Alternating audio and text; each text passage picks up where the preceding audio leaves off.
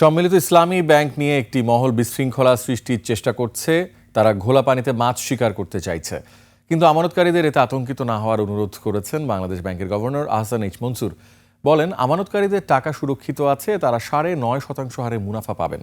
বড় আমানতকারীরা তাৎক্ষণিকভাবে 40% ঋণ হিসেবে নিতে পারবেন বলেও জানান গভর্নর। সাদাত হাবিবি সেতুর রিপোর্টে বিস্তারিত।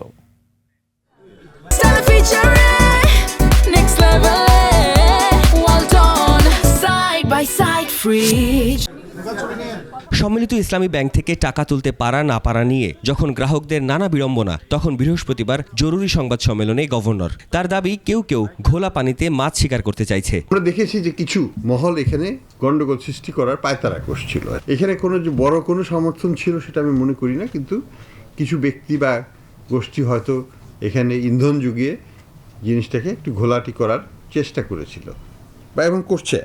সম্মিলিত ইসলামী ব্যাংকে বেশি টাকা যাদের, তারা তাৎক্ষণিকভাবে মোট টাকার 40% ঋণ হিসেবে তুলতে পারবেন বলেও জানান গভর্নর। পূর্বের আমানতের উপর ইন্টারেস্ট রেট দেওয়া হচ্ছে 1 বছরের নিচে 6 মাস থেকে 1 বছর পর্যন্ত 9% হিসেবে দেওয়া হচ্ছে। এটা হচ্ছে ডিপোজিটের উপর ইন্টারেস্ট। এছাড়া 2024 ও 25 সাল মেয়াদি আমানতের উপর 4% মুনাফা এবং চলতি বছর 9.5% মুনাফা পাবেন আমানতকারীরা।